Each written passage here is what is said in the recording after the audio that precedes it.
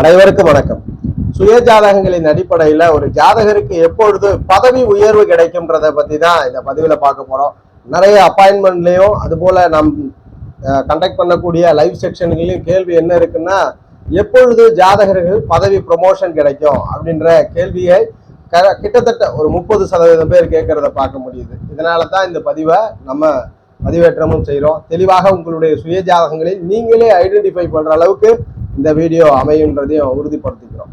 பொதுவாக ஒரு ஜாதகத்துல பதவி உயர்வு அப்படின்றது என்ன ஒரு விஷயத்த மீன் பண்ணுதுன்னா, அவர்களுடைய அதிர்ஷ்டத்தை மீன் பண்ணுது. ஒரு சில ஜாதகர்களுக்கு பாத்தீங்கன்னா வேலையில ஜாயின் பண்ணி 10 வருடங்கள்ல 5-6 ப்ரமோஷன் வாங்கியிருப்பாங்க. ஆனா சில ஜாதகர்கள் 10 வருடமாவே ப்ரமோஷனே இல்லாம ஒரே பணியை செஞ்சுக்கிட்டு இருப்பாங்க. இதற்கான காரணம் அவர்களுடைய ஜாதகத்தில் யோக தசை நடந்திருக்காது. இதுதான் காரணம். யோக தசைன்றதை விட அந்த ப்ரொமோஷனை கொடுக்கக்கூடிய பாக்யாதிபதியோ பூர்வ புண்ணிய ஸ்தானாதிபதியோ தொடர்பு கொண்ட தசையே நடந்திருக்காது. அதனாலதான் 10 வருஷமா ஒருவருக்கு ஜாதகருக்கு ப்ரொமோஷனே இல்லாத நிலைகள் இருந்திருக்கும். அந்த 10 வருடத்துல 6 ப்ரொமோஷன் வாங்கினவருக்கு பாத்தீங்கன்னா யோகாதிபதினு சொல்லக்கூடிய 5-9 அதிபதிகளோட தசை வந்திருக்கும். அதனாலதான் அந்த ஜாதகருக்கு ப்ரொமோஷன் எல்லாம் மிக எளிதில் கிடைக்கும். இதுலயும் ஒரு கேட்டகரி உண்டு. நிறைய ஜாதகர்களுக்கு பாக்யாதிபதியினுடைய தசையே நடக்கும், 9ஆம் அதிபதி தசை இருக்கும். அப்படி இருந்து அந்த ஜாதகரால் பெரிய ப்ரொமோஷன் எல்லாம் வாங்க முடியாது. எந்த கேட்டகரியில ஜாயின் பண்ணாரோ அதே கேட்டகரியில ரொம்ப நாளா பணி செஞ்சுட்டு இருப்பாரு. இன்னும் ஒரு சிலருக்கு சேலரி இன்கிரிமெண்ட் ஆனா ப்ரமோஷன் கிடைக்காத நிலைகள்லாம் ஏற்படும். அதை பற்றி தெளிவா மேஷம் முதல் மீன லக்னம் வரை பிறந்தவர்களுக்கு எந்தெந்த கிரகத்தினுடைய தசாபுத்தி நடக்கும் பொழுது ப்ரொமோஷன் நீங்க எக்ஸ்பெக்ட் பண்ணலான்றத பத்தி இந்த பதிவுல பார்க்க போறோம். அதுபோல ஒரு ஜாதகத்துல ஜென்ம சனி அஷ்டம சனி நடக்குதுன்னா கண்டிப்பா அந்த காலகட்டங்களிலும் ப்ரொமோஷன் கிடைக்காது. அந்த ஒரு 2 வருடங்களும் ஜாதகருக்கு ப்ரொமோஷன் கிடைக்காம தடுக்கிற காலகட்டமாக இருக்குன்றதையும் உறுதிப்படுத்துறோம். இதற்கு விதி 5-9ஆம் அதிபதியினுடைய தசை நடக்கணும். அந்த தசையும் கூட ஸ்தான வலுவோட திசைநாதன் திசையை நடத்தணும். ஒரு உதாரணத்திற்கு உங்கள் 5ஆம் அதிபதி இருக்கிறார், அவர் பகை வீட்டுல அமர்ந்திடக்கூடாது, அவர் நீசம் பெற்று அமர்ந்திடக்கூடாது, வலுவிழந்து அமர்ந்திடக்கூடாது. அவர் ஆட்சியோ உச்சமோ நீசபங்கமோ பரிவர்த்தனையோ வர்க்கோத்தமோ திக்பலம் போன்ற உயரிய ஸ்தான பலத்தோடு இருந்தால், நட்பு நிலை கூட ஸ்தான பலம் வலுவான நிலை தான். இந்நிலையில இருக்கும் பொழுது அந்த கிரகம் உங்களுக்கு யோகமாக செயல்படும். அதுல குறிப்பா ஒவ்வொரு லக்னத்திற்கும் ஒரு அவயோகர் உண்டு. அந்த அவயோகரோட இந்த கிரகம் தொடர்போடு இருந்துடக்கூடாது. தொடர்பு கொண்டிருந்தாலும் ஸ்தான வலு அவயோகருக்கு கிடைக்காமல் இந்த 5-9 அதிபதிக்கு கிடைக்கணும். குறிப்பா சொல்லணும்னா 5-9ஆம் அதிபதி ஸ்தான பலம் பெற்று தசாபுத்தி நடக்கும் பொழுதுதான் ப்ரமோஷன். அந்த வகையில நீங்க மேஷ லக்னத்துல ஜனனிச்சிருக்கிறீங்க அப்படின்னா திரிகோணாதிபதிகள்னு சொல்லக்கூடிய கிரகம் 5ஆம் இடமான பூர்வ புண்ணிய ஆதாயத்தை கொடுக்கக்கூடிய சூரிய பகவான் தசையோ அல்லது சூரியன் புத்தி காலகட்டம் யோக பலனை செய்யும். அந்த காலகட்டத்துல ப்ரமோஷனை எக்ஸ்பெக்ட் பண்ணலாம். அதுபோல் குரு தசை குரு புத்தி காலகட்டம், இந்த குரு சூரியன் தொடர்பு கொண்ட தசாபுத்தி காலங்கள்ல ப்ரமோஷனை எதிர்பார்க்கலாம்.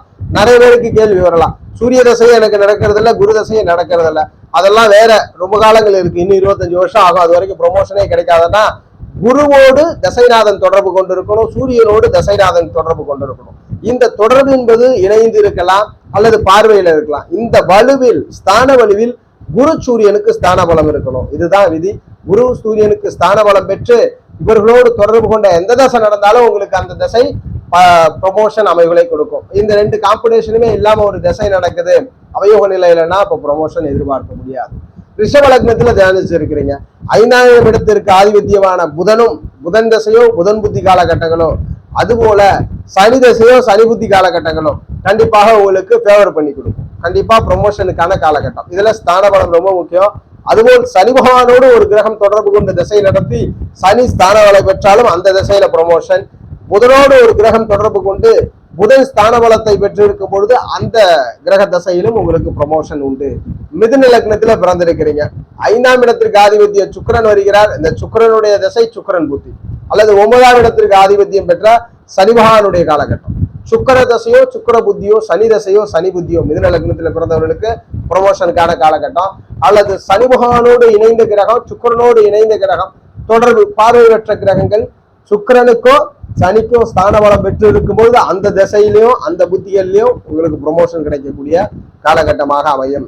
அதுபோல் நீங்கள் கடக லக்னத்துல பிறந்திருக்கிறீங்க, 5ஆம் இடம்னு சொல்லக்கூடிய பூர்வ புண்ணிய ஆதிபத்தியத்தை விருச்சகம் அடைபெறுகிறது. அதிபதி செவ்வாய் தசையோ செவ்வா புத்தி காலகட்டங்களோ அதிர்ஷ்டமான காலகட்டம். அதுபோல் குருவுடைய தசையோ குருவுடைய புத்தி காலகட்டமோ மிகப்பெரிய அதிர்ஷ்டங்களை செய்யக்கூடிய ஒரு காலகட்டமாக அமையும், ப்ரொமோஷனுக்கான காலகட்டம். இதுல குருவோடு இணைவு பெற்ற கிரக குருவுக்கு ஸ்தான பலம் கிடைத்தாலோ செவ்வாயோடு இணைவு பெற்ற கிரகம், செவ்வாய்க்கு ஸ்தான பலம் கிடைத்தாலோ அந்த தசா புத்தி உங்களுக்கு ப்ரொமோஷனுக்கான காலகட்டம். சிம்ம லக்னத்துல ஜனனிச்சிருக்கிறீங்க, 5ஆம் இடத்தின் ஆதிபத்திய கிரகமாக குரு வரார். அதுபோல் 9ஆம் இடத்திற்கு செவ்வாய், குரு செவ்வாயோடு தொடர்பு கட்ட கிரகங்களுடைய தசா புத்தி, குரு செவ்வாயினுடைய தசா புத்தி காலகட்டங்கள்ல ப்ரொமோஷனை நீங்க எக்ஸ்பெக்ட் பண்ணலான்றத உறுதிப்படுத்துறோம். நீங்கள் பிறந்தது கன்னி லக்னம், 5ஆம் இடத்திற்கு ஆதிபத்திய கிரகமான சனி பகவானுடைய தசாபுத்தி காலகட்டங்கள்ல உங்களுக்கு ப்ரொமோஷனுக்கான அமைவுகளை கொடுக்கிறார். அதுபோல் பாக்யாதிபதியான சுக்கிரனும் சனியும் தசாபுத்தி காலகட்டம் உங்களுக்கு ப்ரொமோஷனை கொடுக்கும்.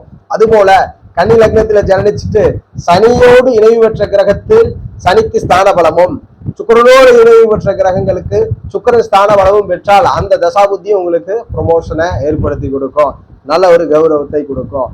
துலாம் லக்னத்துல பிறந்திருக்கிறீங்க, 5ஆம் இடத்தின் ஆதிபத்திய கிரகமாக சனி பகவான் வரார். சனி தசையோ சனி புத்தியோ, சனியோடு இணைவு பெற்ற கிரகங்கள் சனிக்கு ஸ்தான பலம் பெற்று தசாபுத்தி நடக்கும்பொழுது ப்ரொமோஷனை ஏற்படுத்தி கொடுக்கிற ஒரு அமைவுகளை கொடுக்கிறது. அதுபோல் பாக்யாதிபதியாக புதன் வருகிறார். புதனுடைய தசை புதன் புத்தி அல்லது புதனோடு இணைவு பார்வை பெற்ற கிரகங்கள் புதனுக்கு ஸ்தான பலம் பெற்றிருக்குமாயின் அந்த தசா புத்திகளும் உங்களுக்கு ப்ரொமோஷனை கொடுக்கும், அந்த தசா புத்திகளும் உங்களுக்கு யோகங்களை செய்து கொடுக்கும். விருச்சக லக்னத்துல பிறந்திருக்கிறீங்க, 5ஆம் மனைக்கு ஆதிபத்தியமாக குரு வருகிறார். குரு தசையோ குரு புத்தி காலகட்டமோ, எந்த தசை நடப்பில் இருந்தாலும் குருவோடு இணைவோ பார்வையோ பெற்று குருக்கு ஸ்தான பலம் ஏற்படுமானே அந்த காலகட்டம் உங்களுக்கு ப்ரொமோஷனுக்கான காலகட்டமாக நீங்கள் உறுதியாக எடுத்துக்கொள்ளலாம்.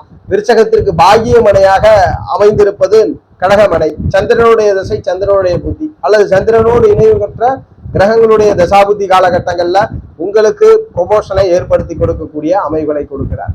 தனுசு லக்னத்துல பிறந்திருக்கிறீங்க, 5ஆம் மனைக்கு ஆதிபத்தியமாக செவ்வாய் வரார். செவ்வாய் தசை செவ்வாய் புத்தி அல்லது செவ்வாயோடு இணைவு பார்வை பெற்ற கிரகங்கள் செவ்வாய்க்கு ஸ்தான பலம் பெற்று இருக்கும் பொழுது ப்ரொமோஷனுக்கான காலகட்டம். பாகிய மனைக்கு சூரியனே ஆதிபத்தியம் வருகிறார். சூரியனுடைய தசை சூரியனுடைய புத்தி அல்லது சூரியனோடு இணைவு பெற்ற கிரகங்களில் சூரியனுக்கு ஸ்தான பலம் பெற்றால் அந்த தசா புத்தி உங்களுக்கு கண்டிப்பா ப்ரொமோஷன் கிடைக்கக்கூடிய காலகட்டமாக அமையும்.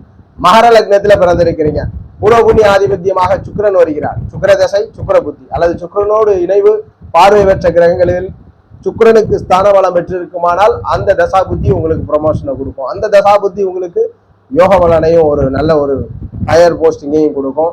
பாக்யாதிபதியாக புதன் வருகிறார். புதனுடைய தசா புத்தி காலகட்டம் புதனோடு இணைவு பெற்ற கிரகத்தில் புதன் ஸ்தான பலம் பெற்றிருக்குமாயின் அந்த தசா புத்தி காலகட்டங்கள் உங்களுக்கு ப்ரொமோஷனை ஏற்படுத்தி கொடுக்கும்ன்றத உறுதிப்படுத்துறோம்.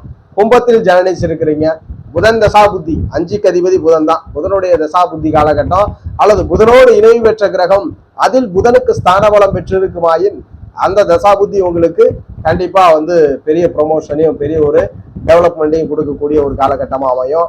அதுபோல் பாக்யாதிபதி 9 குடையவனாக சுக்கிரன் அமைகிறார். இந்த சுக்கிரனுடைய காலகட்டம் சுக்கிர தசையோ சுக்கிர புத்தியோ, சுக்கிரனோடு இணைவு கன்ற கிரகங்களில் சுக்கிரனுக்கு ஸ்தான பலம், இதுல ஒரு உதாரணமா இப்ப ஸ்தான பலம்ன்றது சுக்கிரன் ஒரு ரிஷபத்துல இருக்கிறார். ரிஷபத்தில் ஆட்சி பெற்ற சுக்கிரனோடு அங்கு செவ்வாயே தொடர்பு கொள்றார். இப்ப செவ்வாய் தசை நடக்குது, கண்டிப்பா அந்த காலகட்டங்களை நீங்க எக்ஸ்பெக்ட் பண்ணலாம். அதுல புத்திநாதனையும் பார்க்கணும். புத்திநாதன் மற்றொரு யோகாதிபதியான புதனோடோ இல்லது புதன் புத்தியோ சுக்கிர புத்தி காலகட்டங்கள்ல ஒரு ப்ரொமோஷனை பெற்று தந்துருவார். இதுதான் ஸ்தான பலத்தை பத்தி சொல்றோம். கூட நம்ம டீட்டெயிலா இன்னொரு வீடியோ பார்க்கலாம்.